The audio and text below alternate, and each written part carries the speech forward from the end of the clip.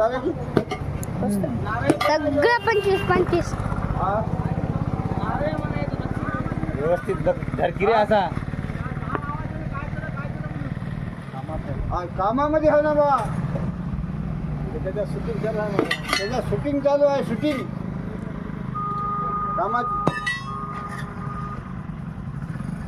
असं सरळ धरले हा बापू भारी आहे ते नातू भारी आहे म्हणालो. कुठं आहे काय बापू सकाळी घरी आला होता बापू. सकाळी घरी आला होता. घरी